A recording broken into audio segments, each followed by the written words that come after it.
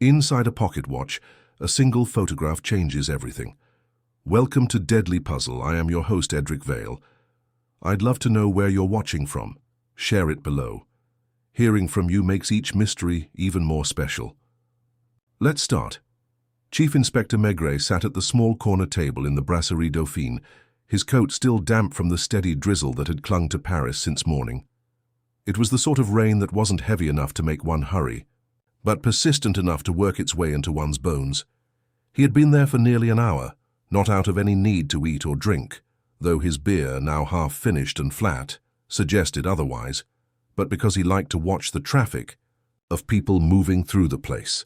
Clerks from the Quai des Orfèvres grabbing a quick lunch, delivery boys with their caps pulled low, a woman in a navy coat tapping her cigarette nervously before stepping back into the street. His pipe lay on the table, unlit. He was waiting, though not for anyone in particular. Madame Maigret had sent him off with the usual reminder to wear his scarf, which he had ignored. At the office, Janvier was shuffling papers with the air of a man pretending to be busy, and Lucas had gone off to see a witness in Montmartre. There was no urgent case, no chief breathing down his neck, a rare lull. Still, there was something, a faint itch in the back of his mind. It had started 2 days ago, when an envelope had arrived at his desk without a return address. Inside had been a small silver pocket watch, old but well cared for, and in the lid's inside panel, where one might expect to find a monogram or an engraving, there was a tiny oval photograph. It was the photograph that had caught him. A woman, perhaps in her late 30s, looking not quite at the camera but just past it. Her hair was pulled back, the style plain, her dress simple. Nothing in the picture suggested wealth or notoriety. Yet the expression was peculiar. Not a smile, not a frown, but a guarded calm, as though she knew something about the one holding the camera. There had been no note. No explanation. The watch was wound, ticking faintly. He had shown it to Janvier, who shrugged, and to Lucas, who suggested it was probably misdelivered. Maigret had nodded, but said nothing. He didn't know why he'd put it in his coat pocket before leaving the office, nor why he found himself glancing at the café door each time it opened, as if expecting someone to walk in and explain it all. A man in a worn brown overcoat came in from the rain, his shoulders hunched, his eyes scanning the room. He didn't see Maigret. Instead, he went straight to the counter and ordered a glass of red wine, drank it in 2 gulps, and left without a word. The inspector lit his pipe at last, letting the smoke curl upward in lazy spirals. Outside, the drizzle softened the street lamps into halos. Somewhere far off, a bell tolled the half-hour. It wasn't yet a case, it wasn't even a puzzle he could name. But the image of the woman in the pocket watch stayed with him, and in the slow way of certain things, he knew it would not leave until he understood who she was, and why she had come to him in silence. He paid for his beer, pulled up his collar, and stepped into the damp air. The Seine glistened under the grey light. Somewhere in the city, the story of the photograph was waiting, patient as the rain. Maigret walked slowly, letting the rain ease its way into his coat, unhurried in both pace and thought. He had no destination in mind, though his feet seemed to choose the direction toward the Quai des Orfèvres without consulting him. The sound of the river beside him was low and steady, and a thin mist rose from its surface. Paris on such days had a way of folding in on itself, the noise of traffic muted, the light diffused so that it seemed neither afternoon nor evening, but an in-between time where things could happen unnoticed. He reached the office to find Janvier, balancing a stack of files and trying to light a cigarette at the same time. The young inspector nodded at him, almost sheepishly, as though caught doing something he shouldn't. "Anything for me?" Maigret asked, his voice carrying that lazy weight that could mean he was uninterested or merely conserving energy. "Nothing." "Urgent," Janvier said. "A couple of small thefts in the 12th, and the commissaire is still grumbling about your report on that locksmith in Ivry." He hesitated, then added, "Oh, someone called for you about an hour ago. Didn't leave. Her name. Just said they'd try again." Maigret's brows moved almost imperceptibly. "What did they sound like?" "A man. Middle-aged, I'd guess. Didn't give much away." Quiet voice. He hung up his coat, the damp fabric releasing a faint scent of tobacco and wet wool, and sat at his desk. The pocket watch was still in his coat pocket, ticking with the same patient rhythm. He took it out, opened it, and studied the photograph again. The details were unchanged, of course, but he searched it as if a second glance might reveal what the first had missed. The faint crease in the corner of the photograph, the softness of the woman's gaze, the background blurred beyond recognition. It was unlikely, he thought, that the watch had been sent to him in error. There was no reason for a stranger to choose him by chance. People didn't involve the police, not him in particular, without some purpose, even if it was buried under layers of caution or fear. Lucas came in from the corridor, shaking rain from his hat. "You still thinking about that watch?" he asked with a grin that was only half teasing. Maigret gave him a look that might have been annoyance or might have been thoughtfulness. With him, it was hard to tell. "Did you notice anything about it, besides it being old and still working?" "No. You know, you could take it to one of those watchmakers near Les Halles. They could tell you who made it, maybe even who bought it." Maigret said, slipping it back into his pocket. "Perhaps." Lucas shrugged and went to hang up his coat. The call came just after 5. Maigret answered it himself, his voice low and even. "Chief Inspector." The voice on the other end was indeed quiet, as Janvier had said, and held the careful politeness of someone who had rehearsed their words. "Yes. I think you have something of mine." Maigret leaned back in his chair. "Do I?" "The watch. It's mine." "And the photograph?" A pause. Then, "Yes, that too." There was something about the way the man said it. No defensiveness, no haste, just a simple acceptance, as if the watch's arrival had been inevitable. "Then perhaps you should come here," Maigret said. "I can't. Not now." "When?" "Then? Tomorrow, perhaps. I'll call again." And the line went dead. Maigret sat with the receiver in his hand for a moment before placing it back. He did not tell Janvier or Lucas about the call. Instead, he stood, put on his hat, and left. The building without explanation. The streets were darker now, the rain having thinned to a light mist that clung to shop windows. He found himself near Boulevard Saint-Germain, where the glow from the cafes spilled onto the pavement in warm patches.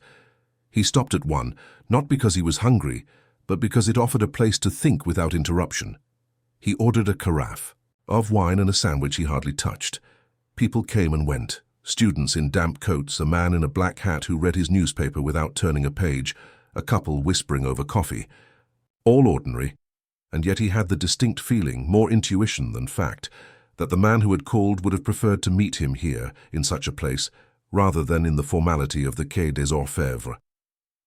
He lingered until the café, began stacking chairs on tables, then left, the watch still heavy in his pocket. When he returned home, Madame Maigret was darning a sock in the warm glow of their sitting room. She looked up at him with that gentle curiosity she reserved for the moments when he came in later than expected, but not so late as to cause worry. "Busy?" she asked. "Not exactly," he said, loosening his scarf. She watched him as he poured himself a small glass of brandy. "You have that look," she said after a moment. "What look?" "The one you get when you've noticed something and you don't want to say it yet. Like when you found the woman in the Rue Saint-Denis who had been missing for 3 years. He smiled faintly. "It's nothing like that. A watch came to my office." "A watch? With a photograph inside?" "No note." Her hands didn't pause in their work, but her eyes flickered toward him. "Perhaps it was meant for you to return to someone." "Perhaps.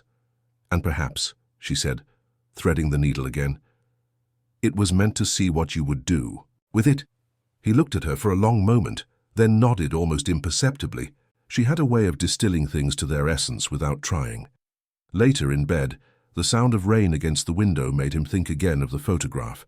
The woman's face floated in his mind, that calm, almost resigned expression. Tomorrow, he thought the man might call again, and if he did, Maigret would be ready, not with questions but with the patience to let the truth come to him, as it so often did in its own time. Morning broke pale and uncertain, with the kind of cold, light that made the streets of Paris look bleached and weary. Maigret rose early, not out of any pressing obligation, but because sleep had been shallow and easily broken. Madame Maigret was already in the kitchen, the smell of coffee and warm bread wrapping the room in its usual quiet comfort.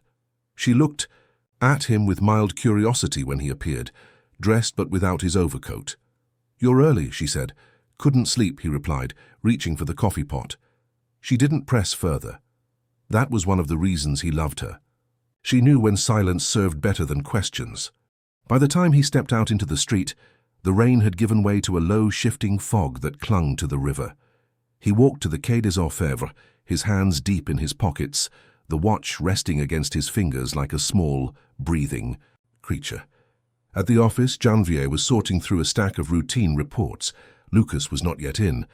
Maigret said nothing of the watch or the call, not because he meant to keep them secret, but because speaking too soon might disturb the fragile thread that was beginning to form. The morning passed in the slow shuffle of minor work. Maigret read over a burglary file without much attention, made a note on a missing persons report, and drank 2 cups of lukewarm coffee. He found himself listening more than speaking, letting the sounds of the building seep in, typewriters clacking, phones, ringing briefly before being picked up, the distant echo of a door closing. It was just after noon when the call came. He was at his desk, tamping tobacco into his pipe, when Janvier held out the receiver. "Your man again, Chief." Maigret took it without haste. "Yes?" "I can meet you," the voice said. Calm, measured, but perhaps with the faintest thread. "Herve strain this time. When?" "This afternoon, 4 o'clock." "Where?" There was the briefest pause, as if the caller was choosing the place with care. "At the fountain in Place Dauphine." "All right," Maigret said. "I'll be there." The man hung up without another word. Maigret sat for a moment, the pipe unlit in his hand, gazing past Janvier toward the windows. Place Dauphine. Not far, but a quiet choice, a place where meetings could occur unnoticed if one wished. He left the office early, walking at an unhurried pace through the narrowing streets toward the Pont Neuf. The fog had begun to lift, revealing a pale blue in the sky, but the air was still cool and damp. Place Dauphine lay almost hidden from the traffic, its gravel paths edged with benches and a few tired plane trees, their leaves sparse this late in the year. He arrived 10 minutes early and found a bench with a clear view of the fountain. 2 men in work clothes were mending a patch of paving. A woman with a small dog passed by without looking at him. At precisely 4, a man emerged from the direction of the bridge. He was of medium height, dressed in a dark coat that had seen better days, and wore a felt hat pulled low. His movements were careful, deliberate, like someone accustomed to weighing each step before taking it. He approached the fountain, paused as if to glance at the water, then turned toward Maigret. "You have it?" the man asked quietly. Maigret reached into his coat and brought out the watch, holding it in his palm but not offering it immediately. "Why did you send it to me?" The man's eyes flicked to the watch, then back to Maigret. "I didn't know who else to send it to." "That's not an answer." The man hesitated, then sat beside him on the bench, leaving a small space between them. "The woman in the photograph. She's dead." Maigret's gaze stayed on him, his expression unreadable. "How?" "I don't know exactly. But it wasn't natural." The man's voice was low, almost lost in the murmur of the fountain. His hands were clasped tightly in his lap, the knuckles pale. "Who was she to you?" Another pause. "Someone I knew." The word was spoken as though, "Here are the safest possible choice, the least revealing, and you think I'll look into it." The man's lips tightened. "You're Maigret. They say you don't forget people, that you wait until you understand." Maigret let the silence stretch, watching the man from the corner of his eye. He could feel the nervous energy under the surface, the way the man's shoulders were slightly hunched, his jaw set as if bracing for something. "Her name?" Maigret asked at last. "Claire Delaunay. Where did she live?" "In Neuilly, near the Bois. She had a room there, a small place." "Who do you think killed her?" The man's hands tightened again. "I can't say." Then, more softly, "Not yet." Maigret studied him for another long moment, before slipping the watch back into his pocket. "You'll tell me more." The man nodded, though it was not a promise so much as an acknowledgement of inevitability. Soon. He stood, adjusted his hat and walked away without looking back. Maigret remained on the bench until he had disappeared from sight. He did not follow. It was too soon for that. By the time he returned to the Quai des Orfèvres, the sky was deepening toward dusk, and the lamps along the river were flickering to life. Lucas was at his desk, scribbling in a notebook. "Anything interesting?" he asked. Maigret shook his head, removing his coat. "Not yet." That evening, after dinner, he sat in his armchair with the watch on the table before him. The ticking filled the quiet space between his thoughts. Claire Delaunay. A name without a face, or rather, with only half a face, the fixed, captured version in the tiny photograph. It was not yet a case, but it had stepped closer, and he knew from experience that the next step would come without him forcing it, perhaps when he least expected. Madame Maigret, passing through with a tray, glanced at the watch. "Still ticking," she said. "Yes," he murmured, "for now." The next morning, Maigret arrived at the Quai des Orfèvres with a deliberate slowness, as if carrying the fog of the previous day with him. The building was already alive with the faint metallic rhythm of typewriters, the shuffle of papers, the occasional burst of a ringing telephone. He hung his coat and hat on the peg, took his time tamping his pipe, and only then settled at his desk. He sat for a while without touching any files, gazing instead at the watch on the blotter before him. It ticked with the same quiet insistence, the photograph inside unchanged, but the name, Claire Delaunay, gave it a weight it hadn't had before. He turned it over in his hand, feeling the faint scratches on its back, wondering how many times it had been opened and by whom. Lucas appeared in the doorway, looking as though he'd been in the streets for some hours already. "Anything on for me?" he asked. Maigret took the pipe from his mouth. "Do you know Neuilly well?" "Well enough. Why?" "There's a small boarding house near the Bois. Belonged, at least recently, to a woman named Claire Delaunay. Or, she rented a room there." Lucas frowned slightly. "What's the address?" "I don't know yet. Find out." Lucas gave a short nod and left without further questions. He was learning, Maigret thought, that with him explanations often came later, sometimes much later. For the rest of the morning, Maigret allowed himself to be drawn into minor matters. A young thief brought in from Les Halles, a complaint from a grocer about counterfeit coins, but underneath there was a quiet current of thought always returning to the man from Place Dauphine. His choice of meeting place, his reluctance to say too much, the way he'd looked at the watch as though it were both a burden and a lifeline. By mid-afternoon, Lucas was back, stamping the damp from his shoes. "Found it. Rue de Longchamp, near the corner with Boulevard Maurice Barré. 3-story place, faded green shutters. I spoke to the concierge, an old fellow with a bad leg. Said Madame Delaunay rented the top front room until 2 weeks ago. He says she passed away." "How?" Lucas hesitated. He wasn't clear. Said it was a sadness and that she was buried quickly. No family present. The death certificate, if there is one, would be in the Neuilly registry. Maigret rose, putting on his coat. "Come on." They took a taxi, the driver reluctant to talk over the sluggish traffic. The air had a raw edge now, the fog replaced by a low, wintry sky. Neuilly seemed almost deserted, the pavements slick from last night's rain. The boarding house was as Lucas described, narrow with peeling shutters and a worn brass nameplate. The concierge answered the bell after a long pause, peering out with a wariness that eased only slightly when Maigret showed his identification. "You've come about Madame Delaunay?" the man asked, leaning on his cane. "Perhaps," Maigret said. "I'd like to see her room." The concierge hesitated, then led them up the narrow stairs. The top-floor room was small, with a single window looking toward the trees of the Bois. It smelled faintly of lavender water and old dust. The bed was neatly made, though the quilt was thin and patched. She was quiet, the concierge said, resting against the doorframe. Kept to herself, always paid her rent on time, went out in the afternoons, sometimes in the evenings. Never said where. And her death? The man's eyes shifted toward the window. They said it was her heart. She was found in her bed by the cleaning woman. Doctor came, signed the paper, that was that. Maigret moved slowly about the room, his eyes lingering on small things. A chipped porcelain vase on the dresser, a cup and saucer turned upside down to dry, a pair of shoes neatly aligned beside the wardrobe. On the mantel, a square of faded velvet bore the mark of something recently removed. "Did she have visitors?" he asked without turning. "Not that I saw, but—" The concierge stopped, then shook his head. "Sometimes, late at night, I'd hear the bell, hand footsteps going up. By morning, she'd be alone again. Men?" A slow nod. "Always men."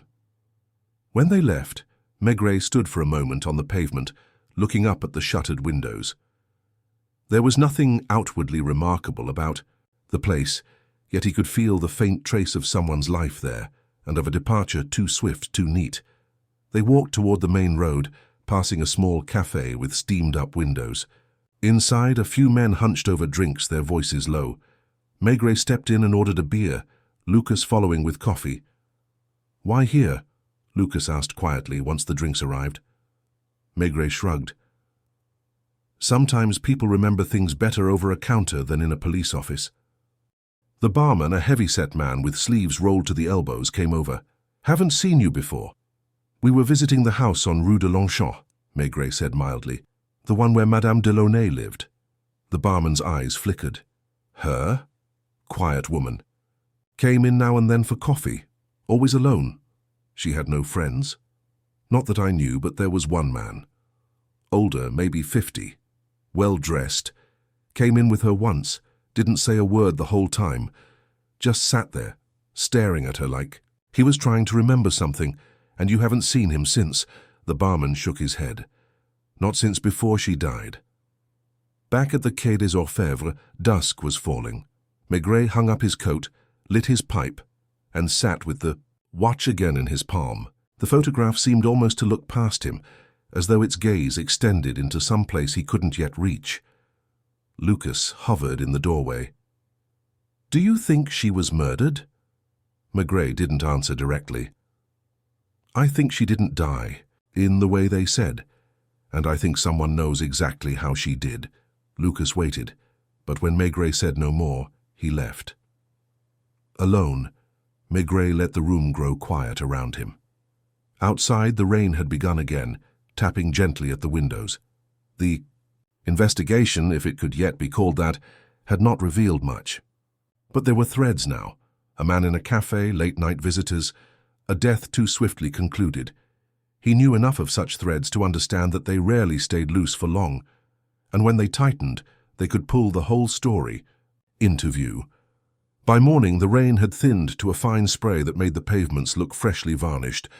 Maigret arrived earlier than usual and stood for a while at his office window, watching the river slide past as the first buses traced damp lines along the quay. The building breathed its familiar breaths, typewriters starting up, a clerk coughing. In the corridor, a door that never quite closed unless coaxed. He let these things settle around him as a man lets a coat find his shoulders. He did not ring anyone.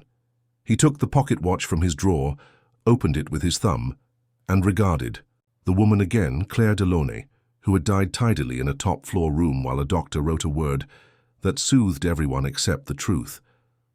He closed the lid and slipped the watch into his waistcoat, as if returning a heart to a chest. Lucas came in with damp hair and the look of a man who had already walked too much. "Morning, Chief." He kept his voice low, as though the room might overhear. "Go to the Neuilly registry," Maigret said, tamping tobacco. "Bring me her death record. If there was an attending physician, I want his name and address, and the undertaker who handled it, if it was handled." Lucas nodded and was gone before the pipe had drawn properly. Janvier appeared moments later, hovering with a folder about a stolen bicycle, then thinking better of it under Maigret's stare. He left the quay not long after, walking rather than taking a car.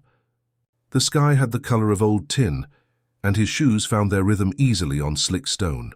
Near Les Halles he paused before a watchmaker's window, then pushed inside. The shop was long and narrow, smelling faintly of metal filings and varnish. On a green baize mat lay a watch movement opened like a patient. The watchmaker was a small yellowish man with a loop that made one eye prodigious. He looked at Maigret's card as if it might stain his fingers, then at the watch with professional curiosity. Swiss, he murmured. Early century, good make. Someone cared for it. See the tiny scratches? Repeated openings? Careful hands. He tilted it, sniffed, then smiled without warmth. There's a service stamp inside the back, faint. Morel Horloger Rue Montorgueil. He liked to stamp lightly. Vanity without the courage of it. Morel's still there. The watchmaker made a face. He died 2 summers ago. His son keeps the shop poorly. He drinks, but he would know if a regular brought this. Maigret thanked him and left. En Rue Montorgueil the son was not yet drunk, merely sallow. He turned the watch in middle-aged fingers that had learned more about bottle caps than springs. Yes, I know it, he said. Came in 3-4 times the last time 5 months ago. A gentleman, always the same, 50, well-dressed, quiet. Paid in cash, exact.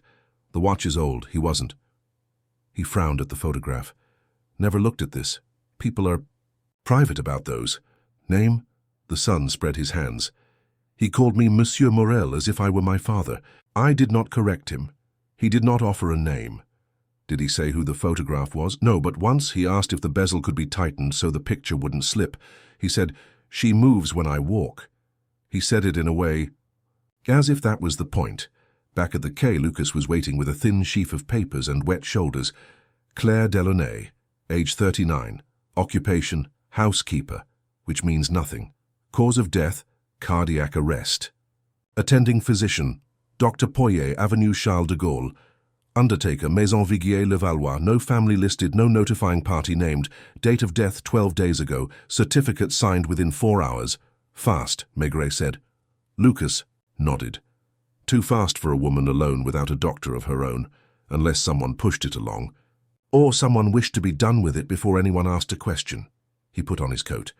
We'll see, Poirier. Dr. Poirier inhabited an apartment with polished floors and curtains that tried to look more expensive than they were.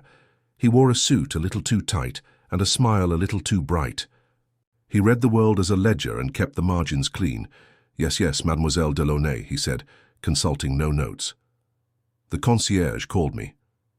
A sadness, he said. I went. I looked. She was peaceful. There were no signs of struggle. The pulse, well, there was no pulse.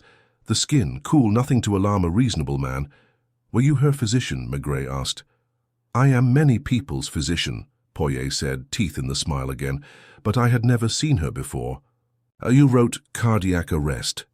It is what the heart does when it stops, Poirier replied with a touch of impatience. In women of that age, the possibilities are many. Aneurysm, arrhythmia, a weak valve. Without hospital tests, one writes what one can responsibly write. Who was present? The concierge and a woman from the house, a cleaner perhaps. She said she found the body that morning. The window was open a little. I remember this because the room had that damp sensation. He grimaced fastidiously. They had already drawn the sheet up. I made no fuss. There was no reason for it. She was alone in life. One does not insult the lonely with bureaucracy. Who asked you to be quick? Maigret's tone was mild. Poirier's eyes moved. No one asks me. I decide according to circumstances. Did you look for medicines? Ace. Bottle of aspirin. Some lavender water, nothing of consequence. What time did you sign? A little after 10. She was buried quickly. In these cases, he spread his hands. There is no family to prolong things. Maigret thanked him and left, resisting the impulse to wipe his hands on his coat. On the landing he paused. Lucas was frowning. He's slick, Lucas said. He's convenient, Maigret corrected. There's a market for convenience. They found the cleaner in the concierge's logbook, a Madame Renard, who worked by the hour in 3 houses and 2 flats, and whose life smelled of soap that never quite cut the grease. She let them into a kitchen where a pot simmered with cabbage, and something less willing to be named. Her face had the flayed patience of those who have learned to outwait hardship. I found her at 9, she said, before they asked. Come on Tuesdays and Fridays, I have the key. I opened, called out, and there she was like a woman resting after a long walk. I closed the window. It makes the curtains damp if you leave it. I went for the concierge. What did you see on the table? Maigret asked. A cup. Cold tea, I think, a plate with crumbs. A small bottle, like for sleeping drops. It was empty. I put it in the bin. I shouldn't have, I know. She spread her hands.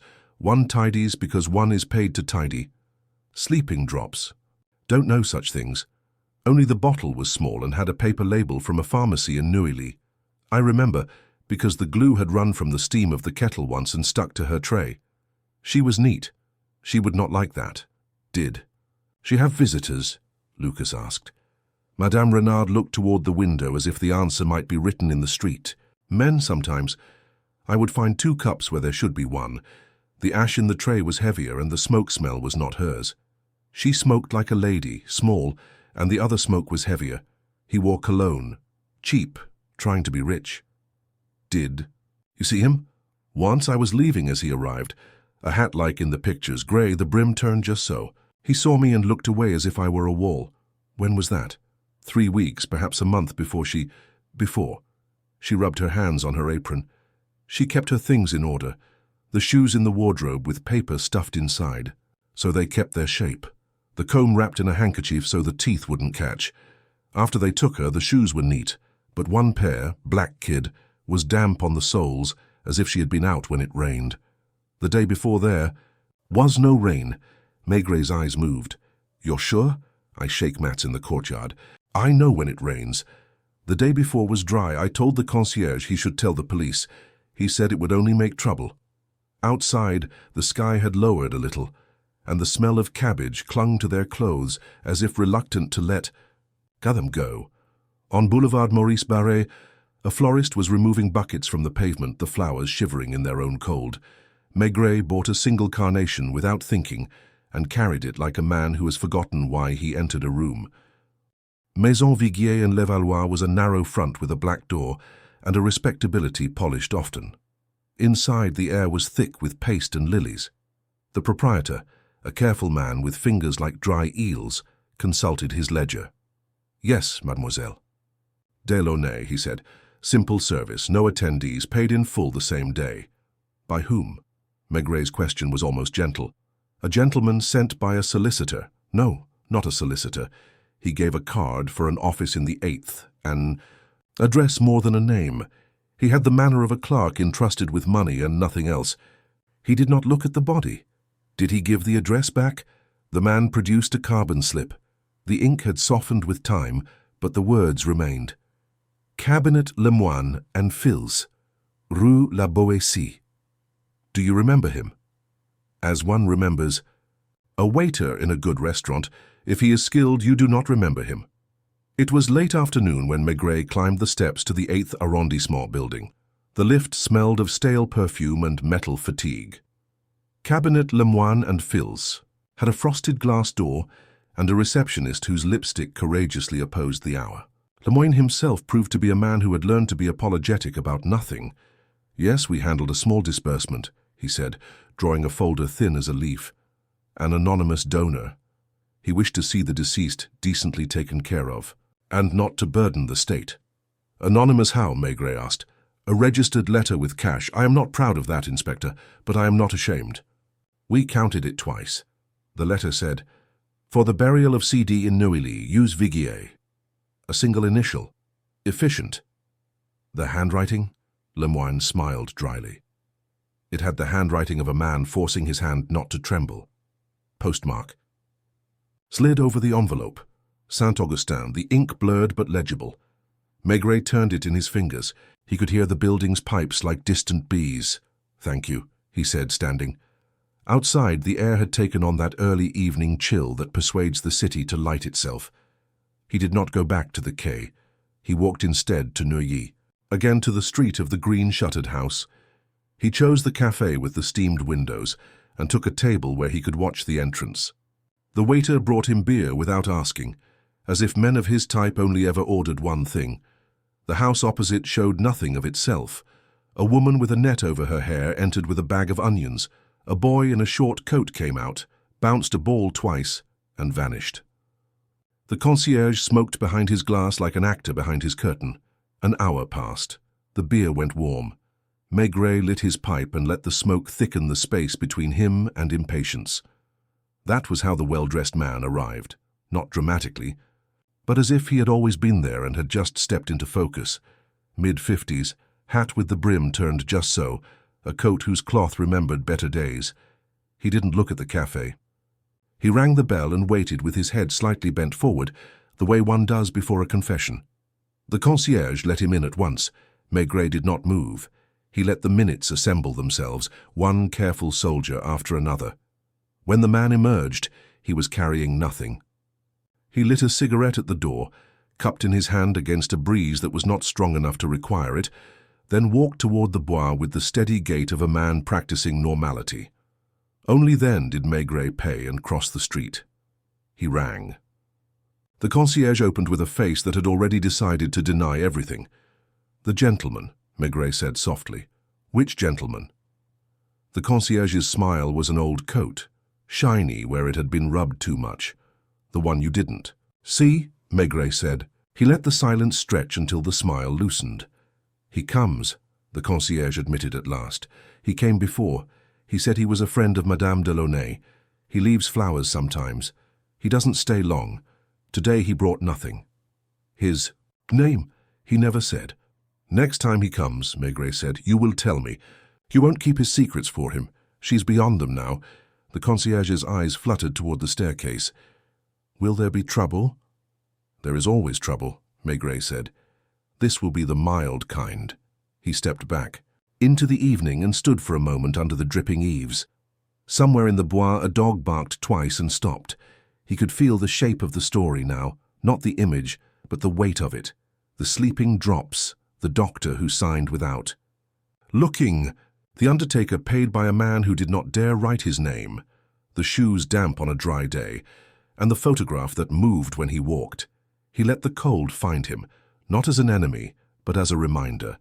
Then he turned toward the bridge, thinking of Madame Maigret and her quiet hands, and the way a single sentence from her could sometimes tilt a whole day into sense. He would ask her about a man who carried a picture of a woman he could not mourn in public. He would listen to her answer, which would not be an answer at all, but a question asked in the right place. The river took its time beneath him. He matched it stride for stride. He reached home earlier than his step suggested, the stairwell smelling of coal dust and damp umbrellas. Madame Maigret had kept the pot on the edge of the flame, so the stew would not catch. She looked up when he came in, not surprised, and moved the pot a finger's width back into the blue where it hummed. "You've eaten?" she asked. "Not yet." She set a place without the clatter that makes neighbors listen, put bread in the basket, and left him to the steam. He ate slowly.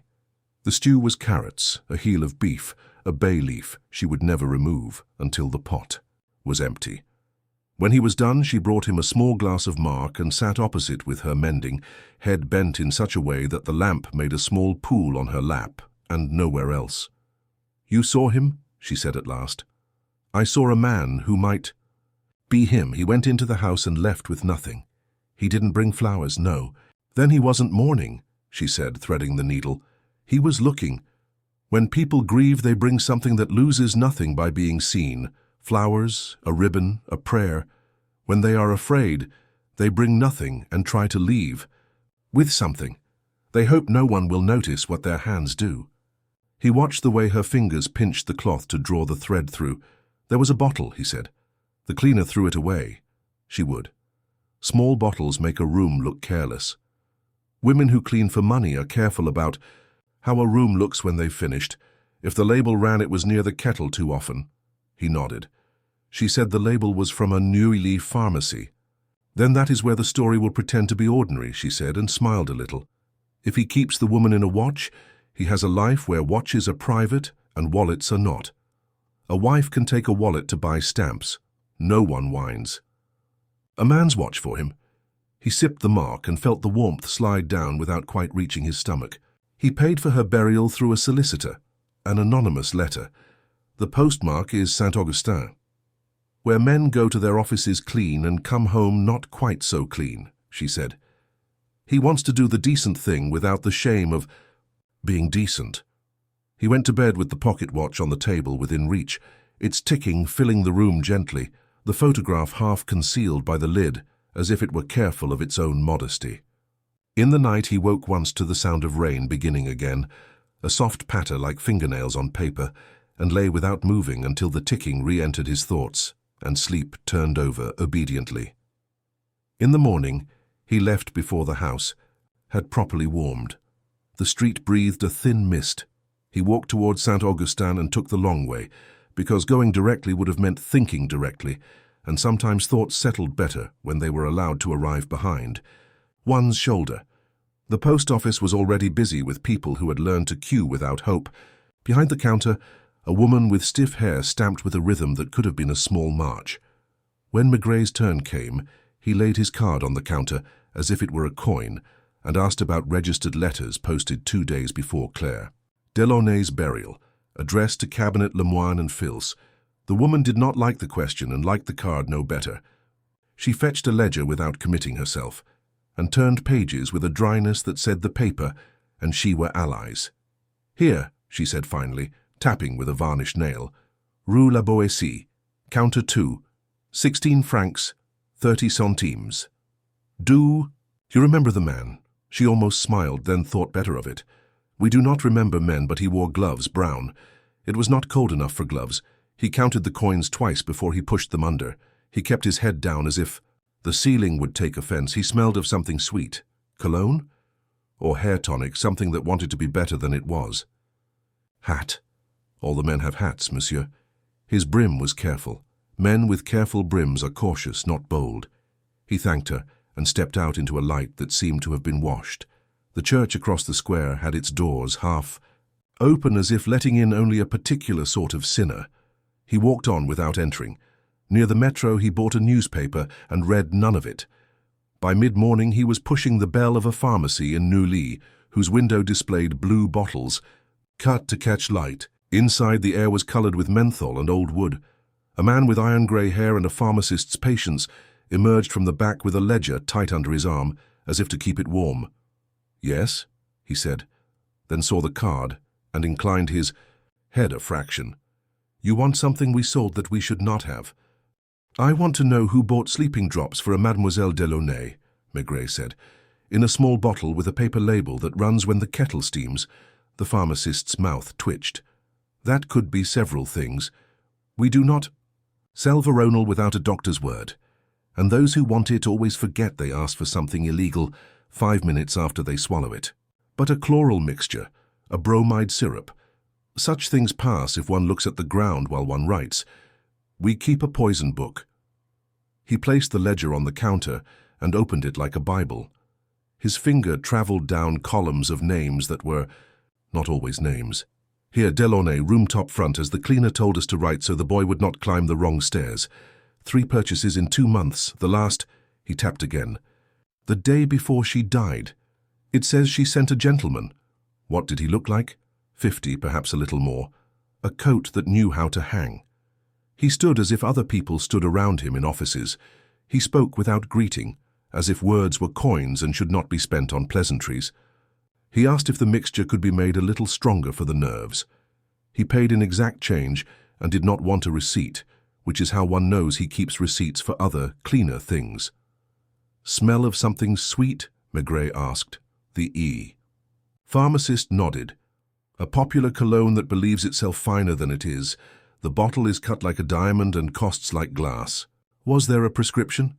"A note in a hand that did not want to be recognized. No doctor's name, just for insomnia, a spoon at night. It is not the spoon one takes that matters, Inspector.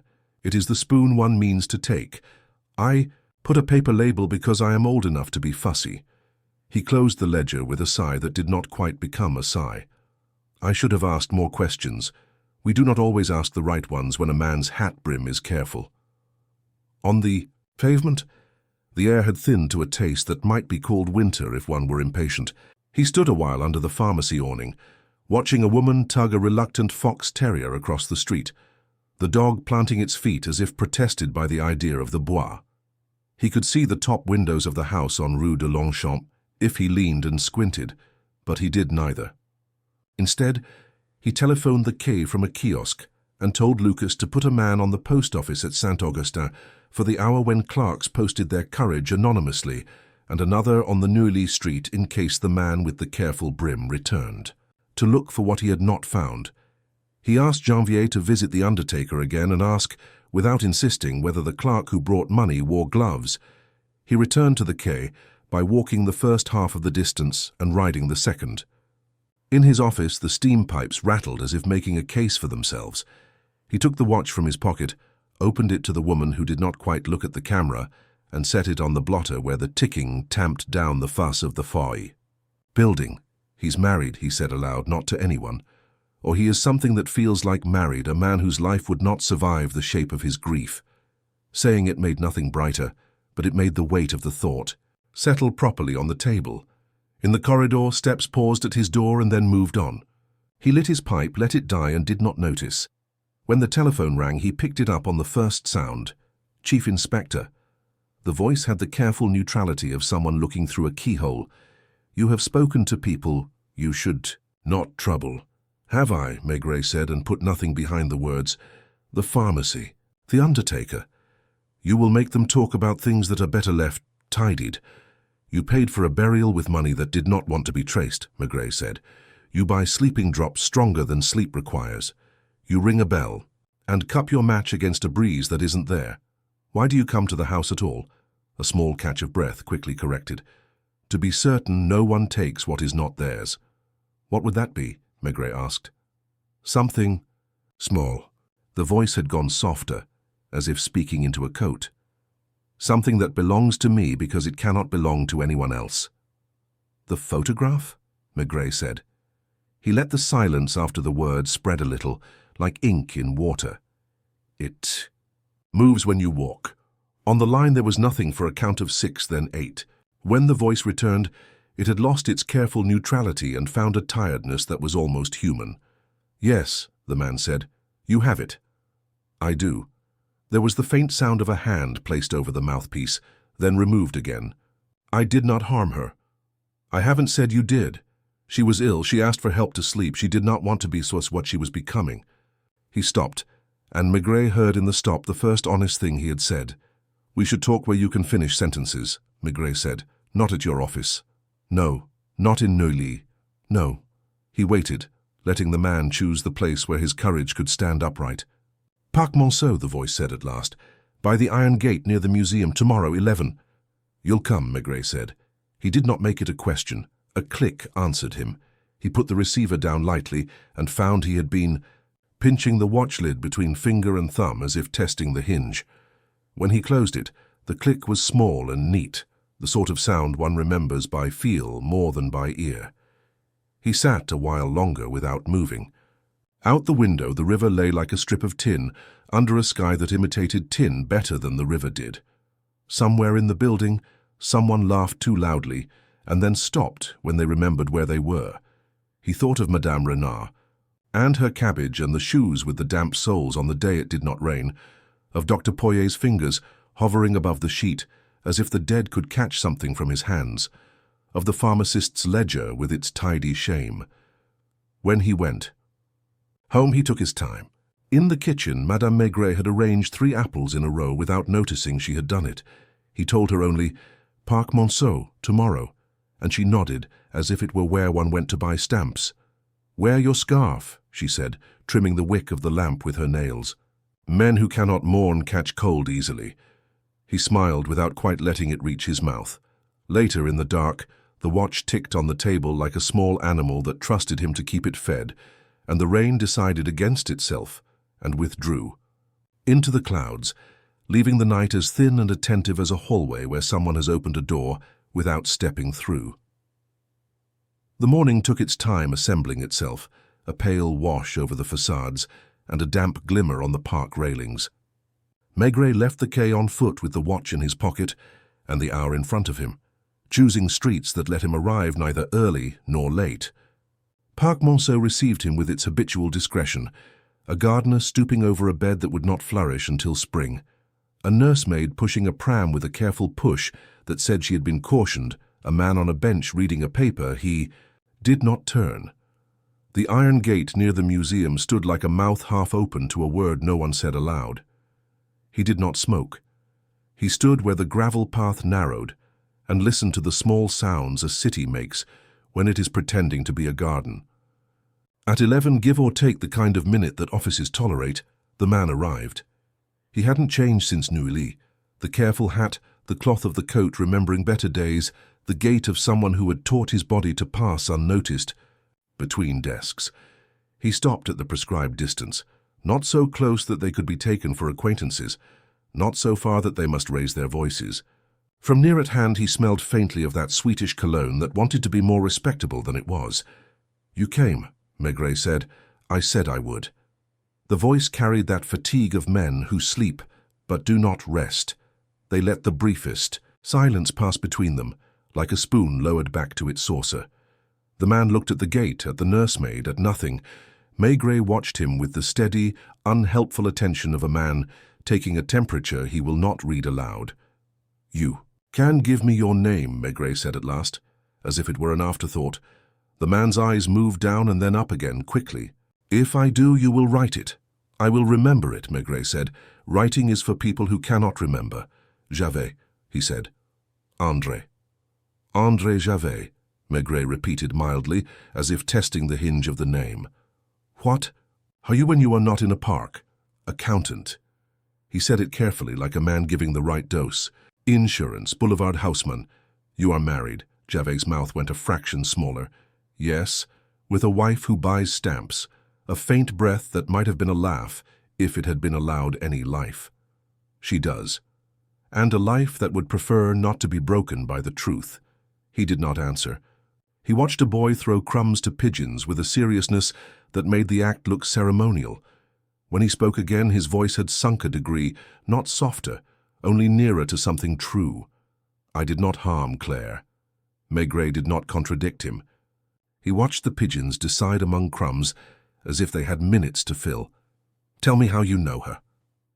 "We met by chance," Javert said, and immediately corrected himself, as if precision were a matter of hygiene. "Not chance. An office corridor. She had come to ask about a policy for someone else. An employer, she said. She didn't understand the forms. She was embarrassed to ask. I explained. She listened. She thanked me. Then she came again with a different question that any clerk could have answered. It was not the question she wanted to ask. And then? She had a room in Neuilly, he said, not watching Maigret now, not watching the pigeons either, as if the words required that his eyes rest on nothing. She was very proud of that room. She would say, "It is mine," as if the word itself were a piece of furniture. She kept the shoes with paper inside, did they tell you? And the comb in a handkerchief so the teeth wouldn't snag a thread. She had been poor in a way that teaches one the value of edges. The sleeping drops, Maigret said. She had spells, he answered quickly, too quickly. Nights when the walls came near. She said her heart went fast. She would sit with her hands pressed between her knees like a girl at school. I brought her mixtures when she could not go out. I should not have, I know. A pharmacist will give a man a thing if he thinks the man will not make trouble. You asked that it be stronger. I asked that it help, he said, and the word fell like a coin that does not ring true on the counter. She was tired, the kind of tired that lives under the skin. You were in the house the week before she died. I went on Tuesdays, he said, and Fridays when I could. If you must write, write Tuesdays. The cleaner saw your hat, Maigret said. She saw you look at the ground as if it were a person you owed money. She smelled your cologne. He let that pass. His hands were in his pockets. The pockets did not quite accept them, as if wearing a coat like that had been a recent decision. The day before she died was dry, Maigret said, but a pair of her shoes had damp soles. Why? Now Javert turned his head. There was no anger. There was only a pause in which one might hear a cupboard closed more carefully than usual. She went out, he said at last. It did not rain. There are other ways for shoes to be damp. You washed them? Maigret's voice didn't move. You or someone? I don't wash women's shoes, he said, and for the first time something like pride walked briefly across the voice and left no footprint. She had gone to the bois in the morning. The grass holds dew longer under the trees. The cleaner comes at 9, Maigret said. The dew would not have been on shoes at evening. He did not answer that. He took off his hat and put it back on quickly, like a man checking that his hair has not betrayed him. This is foolish, he said, but it wasn't contempt. It was pleading with the hour to become simpler. You want me to say I poured too much into a spoon? I did not. She took what she needed. She said if she slept she would wake as herself again. He swallowed, and it was the swallow of a man who had learned to do it before tears had a chance. She did not wake. Who called the doctor? The concierge, he said. The woman who cleans found her and called him. They sent for me. I came as a man would come who has no right to be seen to come. I stood in the corridor with my hat in my hands and waited where the floor boasts about its polish. I paid the undertaker because the thought of the state doing something for her made my throat close. I wrote a letter because I could not walk. Into an office and speak. Do you need me to say more about that?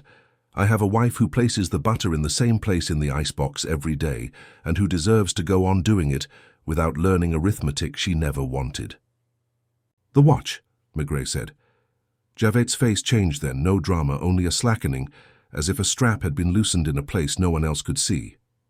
Yes, you kept her in a watch. She kept herself, he said. He stopped and looked at his own shoes, which were the sort that are repaired because their owner knows the worth of leather. The watch was mine. A present the year I turned 40. I did not like it. It was too much of a present for a man who counts other people's money. I had it altered, the bezel, so a photograph could live there. It was foolish. It helped. He glanced at Maigret then quickly, in a way that had no hope of begging. When I walked, she moved. She was never still in life. Who sent it to me? Javet's mouth opened, closed. He had an answer, and set it back in the drawer, the way one does with a letter one is not ready to post. I don't know, he said, and for a second he almost believed it. Perhaps the concierge, perhaps the woman who cleans. People like that have a sense that the police are an honest cupboard to put a thing in. You came to the house yesterday, Maigret said. You brought nothing and left with nothing. What were you hoping to find?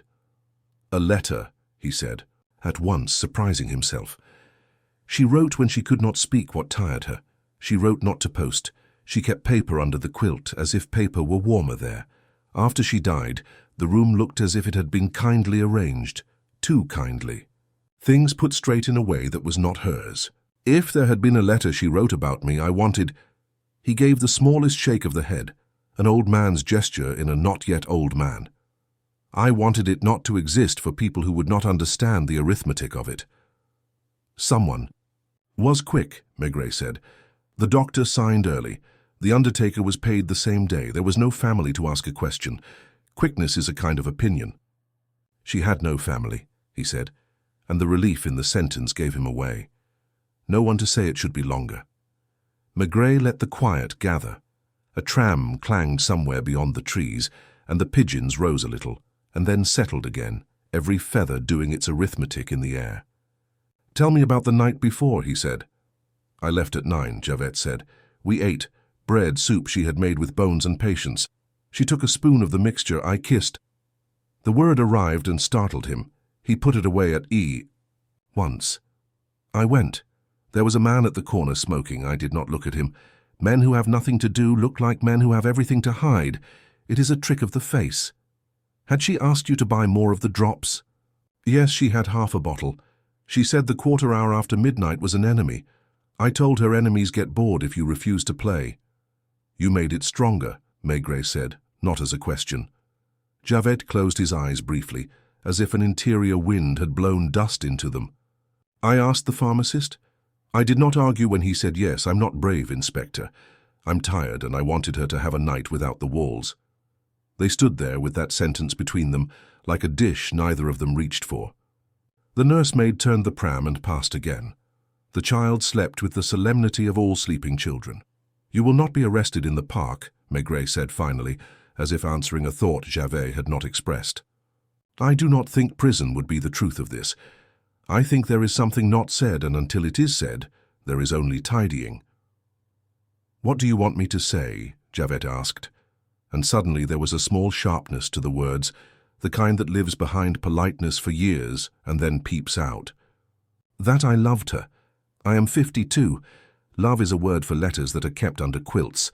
I wanted her to eat, to sleep, to be warm, to choose new laces for her shoes.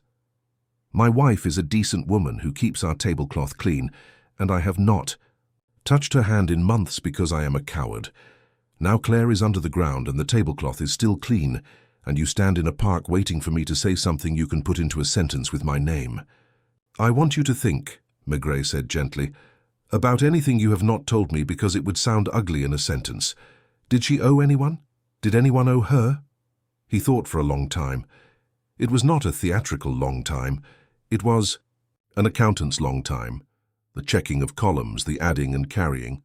There was a young man once, he said at last, thin, a coat too light for the season. He waited at the corner sometimes and did not ring. She said he had worked in a kitchen near the Bois and hurt his hand. He used to bring her fruit. He stopped coming. She said she had been unkind and that unkindness tires her heart. I did not ask more. Men who are not brave pretend they do not see what is small and dangerous. What was his name? She did not say. He had the face of a boy who thinks he is too late for everything. I saw him 2 streets away the week before she died. He looked as if he had slept outdoors. He was smoking the kind of cigarette that makes other men put their hands in their pockets. Did he know about you? If he did, Javert said, he would have had the right to hate me. He breathed out through his nose, but boys who are late for everything seldom have the strength to hate properly. They listened to the pigeons again. A bell from the direction of the boulevard struck the quarter, the kind of clear, undecorated sound that does not flatter itself. You will come to the quay this afternoon, Maigret said, not to be taken down, to say the same things in a room with less air. It will make them more true. I have figures to check, Javert said helplessly. They will be there when you return. I am not a brave man, he said again, as if the declaration could buy him something. I know, Maigret said with the tired kindness of a man who has met the species many times. But you are not a wicked one either. Come at 4. He waited for refusal and did not get it. Javert nodded as if accepting a bill that listed items he had indeed ordered. Then he went away, not quickly, not slowly, the careful hat exactly, where it had begun, the coat holding him together the way old cloth does when a man has asked too much of it. Maigret did not move for a minute after he was gone. He lit his pipe and did not notice that it had gone out almost at once. He stood, feeling the small grind of gravel under his shoe, and in his mind put a finger on a place in the story that had warmed a little, the damp soles on the dry day, the young man who brought fruit, the letter that was too kindly tidied away, the registered envelope from Saint-Augustin written in a hand that fought its own trembling.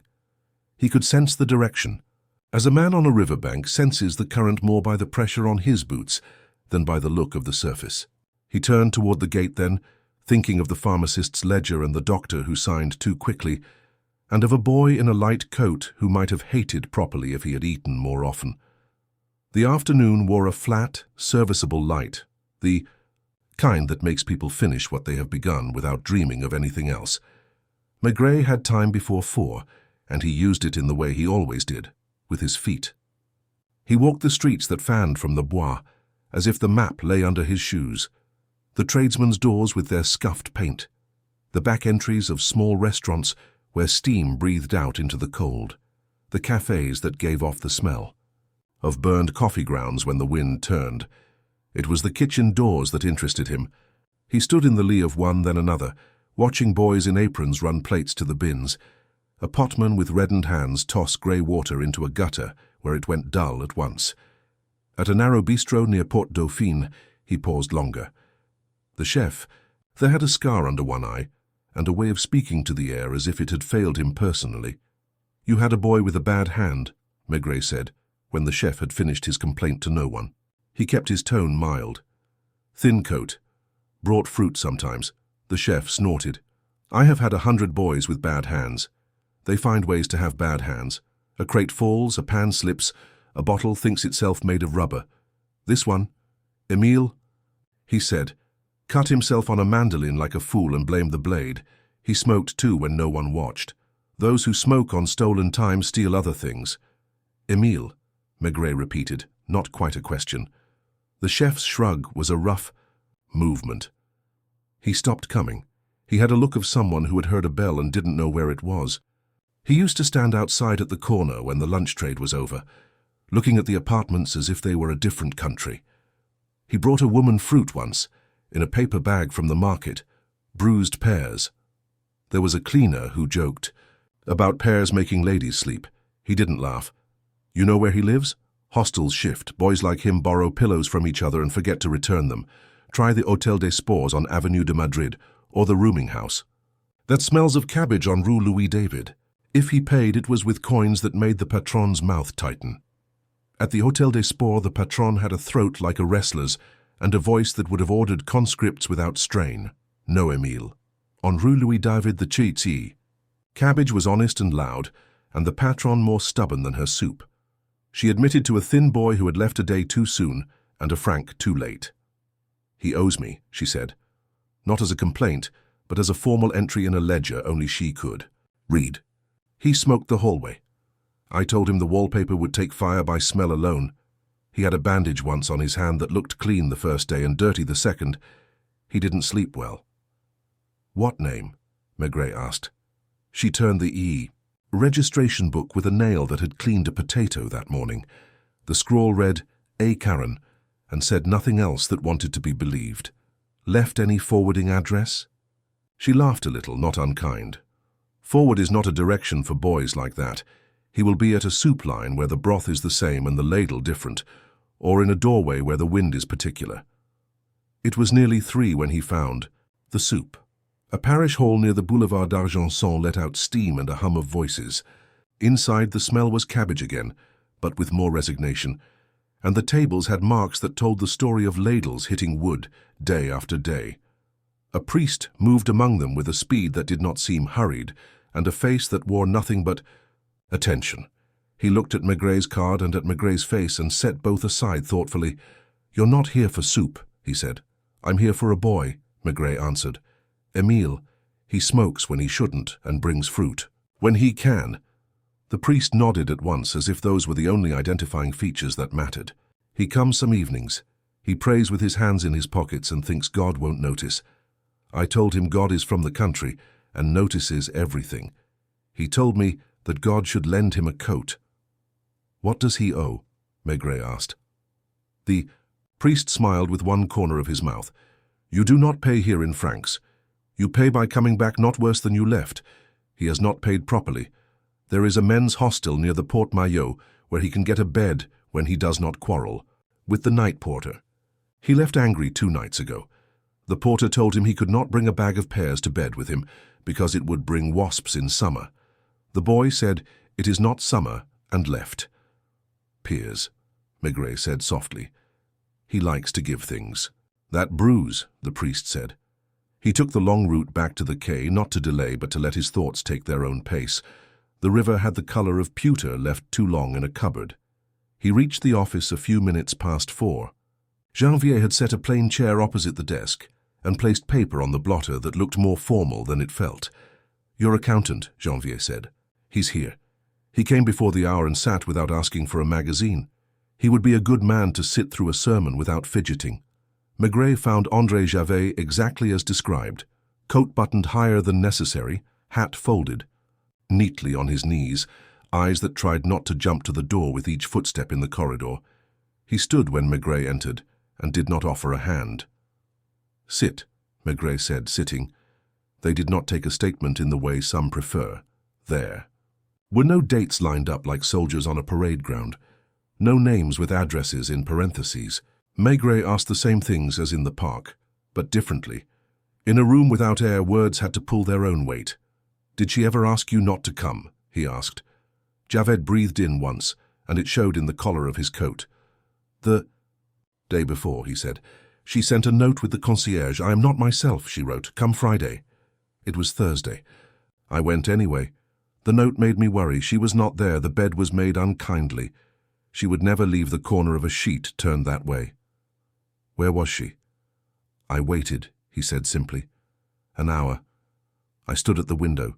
The shoes were gone that she used in the rain. When she returned, it was late, and she had that look of someone who has spent coins she did not own. She said nothing of where. She sat and folded a handkerchief into a square and then into a smaller square. She asked for the bottle. I had it. You had bought it stronger. He looked at the blotter as if the green might tell him how to say it. Yes. Did she write? She took a paper under the quilt and began, he said, swallowing. She wrote a line, then tore it in half. She wrote again. The second she put under the mattress. She was not the sort to keep everything, one writes. She believed in leaving the room clean for others. What happened to the paper? Maigret asked. He spread his hands in a small, helpless movement. When I returned the next morning, it was not there. You went the next morning. I passed the door, he said. And now the confession was so small it could have been missed. I listened. The cleaner sang under her breath. Women who scrub sing or they break. I did not knock. Maigret let it hang. In the corridor a typewriter stopped and sighed like a horse. He tapped the watch lid with a finger, not opening it. The sound was barely a sound. You paid for the burial, he said after a while. I could pay for that much, Javert said. For once I could write a letter and worship anonymity like everyone else. He signed the minimal paper, Janvier, slid toward him. It was not a statement. It was a way of agreeing that they had both been in the same room when certain words were spoken. When he stood to leave, the hat on his knees kept the shape his hands had taught it. You will not leave Paris without telling me, Maigret said. I will not leave Paris, he answered, with a grimness that could have been humor if it had known how. After he was gone, Lucas leaned around the door. I put a man at the men's hostel near Port-Maillot, he said, and one near the parish hall. The concierge in Neuilly says a boy was at the corner last night again. Thin, he says, and smoking, as if he wanted to be seen smoking. Good, Maigret said. He stood a moment, then went to the window. The Seine slid under a light that had forgotten how to be anything but practical.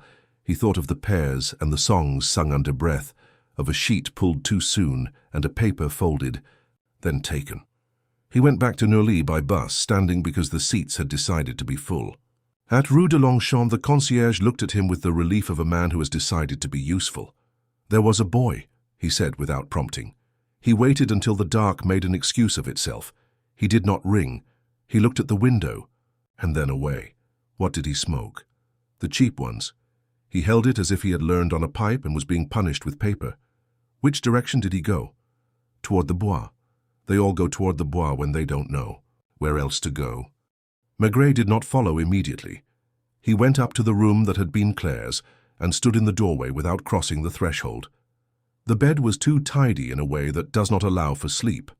The mantel still held the square of faded velvet where something had stood. A drop of wax on the floor near the window caught his eye. Small, amber, stubborn. He crouched and touched it. It flaked, not new. But there was another thing. A faint crescent on the wooden chair by the table where a glass had been set and lifted, while someone decided on a sentence and then spared the paper. He went back down. The concierge had his hat already, in his hand, as if ready to accompany innocence to the corner and then turn back. They walked together to the end of the street and stood, the house behind them looking like any other house to people who had not measured its silences. They didn't have to wait long. The boy arrived like a decision the evening had been thinking about all day. He wore the light coat the chef had described, the bandage on his hand now a dirty grey that did not refute its purpose. He paused where the street let a man pause without, being asked his business. He lit the cigarette with the stub of another, as if unwilling to waste fire, and looked up toward the top-floor shutters that had no reason to move.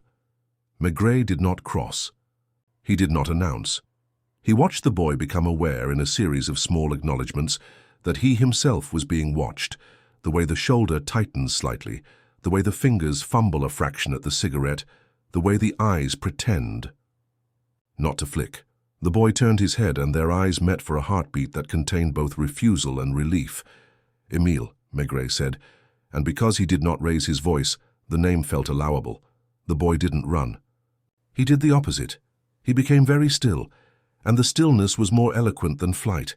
He took the cigarette from his mouth and held it where a boy holds a pen when he's about to admit he cannot write his name. You've been waiting. At a door that won't open anymore, Maigret said gently, as if offering a seat that wasn't there. Emile's face changed in the way faces do when they realize that someone has named the thing they have been trying not to name. He looked at the house again, then at the pavement, then at Maigret. The hand with the bandage closed around the cigarette until the ash fell straight down and made a mark like a period. "I didn't do it," he said, and there was no bravado. In it, only the exhausted dignity of a boy who has chosen the wrong kind of silence too many times. "I know," Maigret said. He did not press. He simply stood, his presence a kind of chair people find they have sat in without remembering when they decided to sit. The boy's eyes shone in a way that suggested either fever or tears. It was not necessary to decide which. "Come," Maigret said after a time. "You can have coffee and you can tell me what you meant to write on a paper and then didn't." Émile nodded once. It was so small a movement it might have been a tremor. He dropped the cigarette and rubbed it under his heel until the smell of it was replaced by the clean, wet smell of stone. Then he walked beside Maigret, not behind. And if he glanced back once, it was only to teach himself what not to expect from a shuttered window. They crossed the boulevard without hurry and found a small bar where the mirror behind the counter made the room look twice as tired as it was. The patron set down 2 coffees and a plate with 2 neat, unnecessary sugar cubes. Maigret ordered a ham sandwich he did not want and set it in front of the boy without comment. Hunger acknowledged itself in the way Émile's eyes moved before his hands did. He began to eat, as if the bread might object. Maigret did not ask a question at once. He took off his coat carefully, as if removing a layer of weather, and put the watch on the table where it ticked without anxiety. The boy's gaze landed on it and stayed a second too long. Then he looked away. "You can smoke," Maigret said. "I don't have any," Émile answered, then remembered he did and took one from a pocket where tobacco had made a home for itself. He lit it with the stub of a match and cupped the flame like a man who has learned to protect small things. They drank coffee. The sandwich disappeared into the boy's silence with the modesty of a thing doing its duty. Outside, the street dragged damp light along its stones. A man in a cap came in to warm his hands and left again unheated. "You came often," Maigret said at last. It was not a suspicion. It was a weather report. Émile's shoulders moved the way thin shoulders do when they remember they are allowed to move. "She didn't like to be alone at night," he said. "She didn't say it, but you could tell. It makes a different sound when someone sets a cup down for themselves and when they set it down for 2. "How long did you know her?" "A winter," he said, which could mean 3 months or a lifetime measured differently. "I carried crates up when the delivery boy had to run back.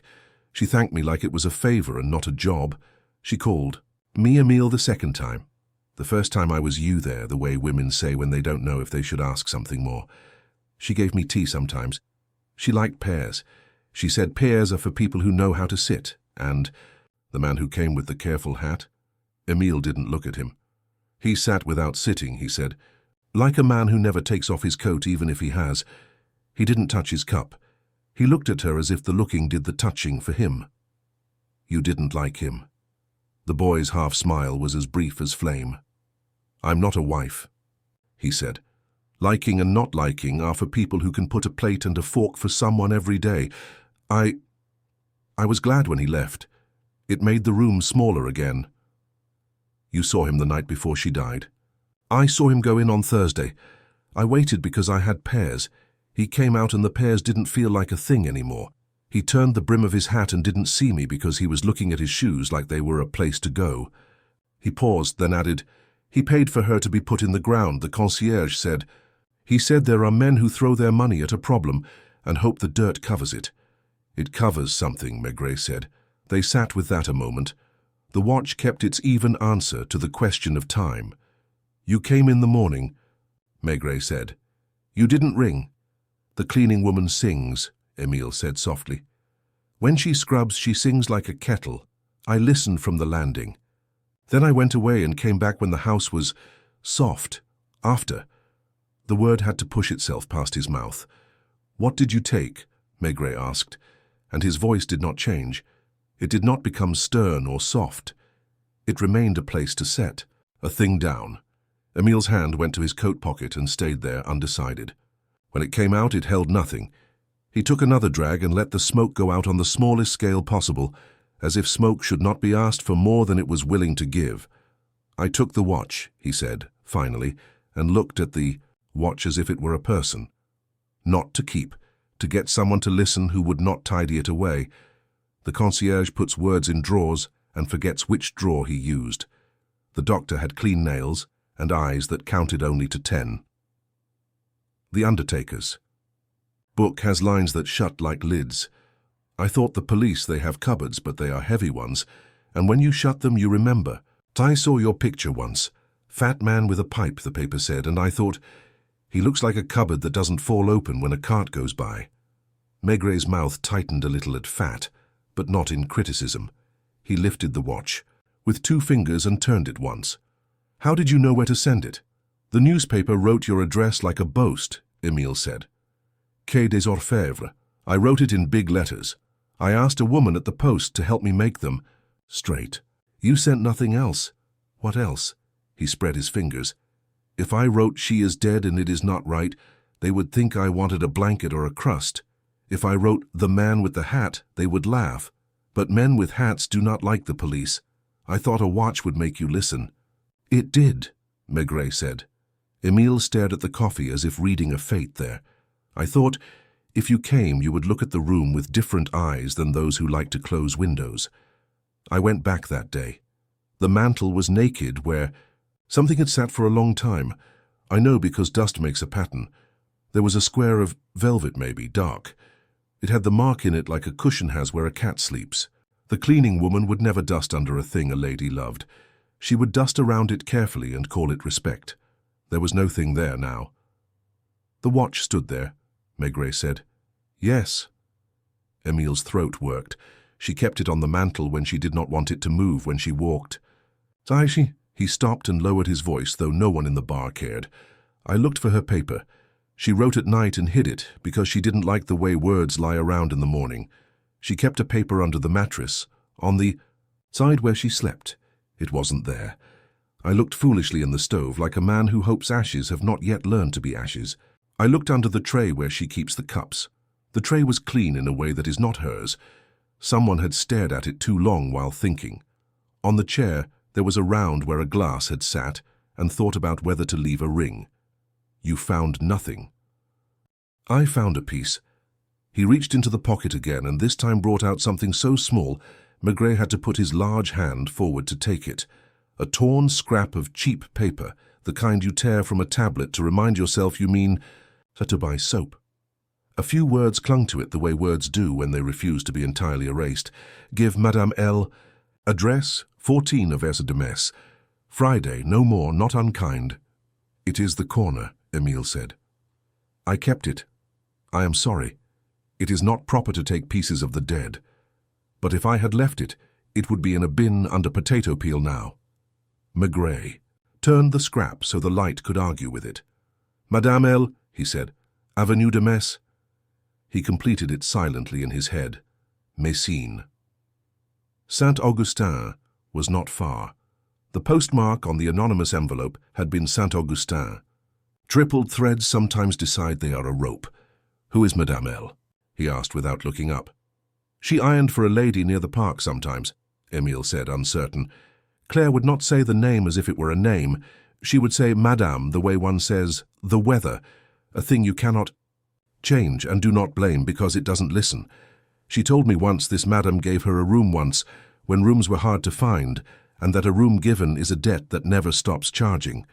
She said she did not want to be ungrateful. Then she would put the comb back in the handkerchief, as if she had said too much to it. Friday, Maigret said, touching the word on the scrap with a heavy finger. The day she told Javet not to come until Friday, she wrote no more. Emile watched him, not understanding, but understanding that understanding was happening. She told me once that tiredness can be like a person who visits without knocking, he said. She said the tiredness brought a bag, which is how you know it means to stay. The drops made it go to the kitchen for a while. That's what she said. She had words that make you see a room and think it is a person. I didn't hurt her, he added suddenly, with a rush of breath that surprised them both. No, Maigret said, and made the word as stable as a table. You didn't. She gave me a scarf once, grey. She said grey is good when you don't want to make a promise. I wore it until the porter took it and said it belonged to the house. I wanted to break his nose and didn't, so I suppose I I'm a decent boy. Decent boys don't get asked to tell the truth because they always look as if they might be lying. Maigret stood, then sat again. It was the sort of movement a large man makes when an idea puts a hand on his shoulder, and then removes it. He put the scrap in his wallet without making a show of it, and placed a coin on the saucer, heavy enough to forgive the patron's coffee for being what it was. The boy had gone the colour boys go in winter, when their blood has too many places. To be and not enough warmth to fill them. You'll come with me to the quay, Maigret said. Not for now, tomorrow morning. You'll tell a clerk what you told me and he will write it down in a way that makes it look smaller. Don't be bothered by that. Small things take up room in the right places. Will there be trouble? Emile asked, but he didn't mean for himself. His eyes were on the watch. There is always trouble, Maigret said, using the sentence again as if to test its different temperature. We try to keep it from boiling over. He walked the boy as far as the metro and watched him go down, as if he were being lowered into a place that might, for one night, be warmer than the street. Then he turned toward the bridge and let the city carry him, the way a sluggish river carries a piece of wood that does not decide much for itself, but notices the banks anyway. Back at the Quai des Orfèvres, the day had wrapped itself up without. Becoming evening, the windows a duller sort of grey that did not protest their job. Janvier brought in a stack of papers and set them down, then hesitated, seeing the watch and the look Maigret had when his thoughts had somewhere to go and had chosen not to invite anyone yet. Something, Janvier asked. A corner of something, Maigret said. He took the scrap again and smoothed it with his palm. A lady who is only Madame. He spoke the word with a flatness that refused to be impressed by it. Avenue de Messine, Will. You want Lucas? In the morning. He slipped the scrap back into the wallet with a care that would have embarrassed it if paper could be embarrassed. Not too early. Ladies who are a season to other people don't like the early light. He put on his coat but did not fasten it. The watch went back into his pocket, its tick now unmistakably part of his own. When he stepped out, the air had chosen a more honest cold. He walked toward the river and stood for a moment at the parapet, not because there was something to see, but because a man who listens for people sometimes needs to listen to water. It told him nothing he didn't already know, that one thing follows another whether one wants it to or not, and that secrets float for a while before they sink, and sometimes they catch on a snag and must be taken off by hand. He went home to Madame Maigret and her lamp and the quiet business of evening. He told her only that tomorrow he would visit a certain madame on Avenue de Messine. She loosened the flame under the pot and said, You'll wear your other scarf, the one that says you respect front doors. He smiled and did not say that front doors, like watches, open best when a hand simply rests near them and waits. The watch ticked on the bedside table later, and in the little breaths between the ticks he could almost hear a woman say with the weary pride of someone who keeps things in order, no more. The concierge at 14 Avenue de Messine wore a uniform that had learned to be dignified even when the buttons wanted to escape. He measured Maigret from hat to shoes, read the card as if it might bite, and telephoned upstairs in a tone that made most messages sound like deliveries. When he set the receiver down, he nodded without warmth, the nod of a man who has made peace with the idea that some visitors are inevitable.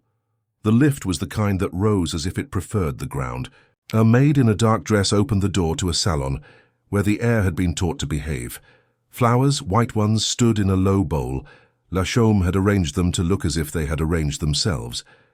The carpets were thick enough to make heavy men step lightly. Madame will see you, the maid said, and it had the courtesy of a phrase she could say in her sleep. Madame was not young, and did not pretend otherwise. She wore black without making a point of it, and her hair, arranged simply, had the dignity of hair that had been taken care of for a long time. She did not offer her hand. She did not sit until he sat. You are Chief Inspector Maigret, she said. I know the name as one knows a bridge one does not cross often. Madame L? He prompted.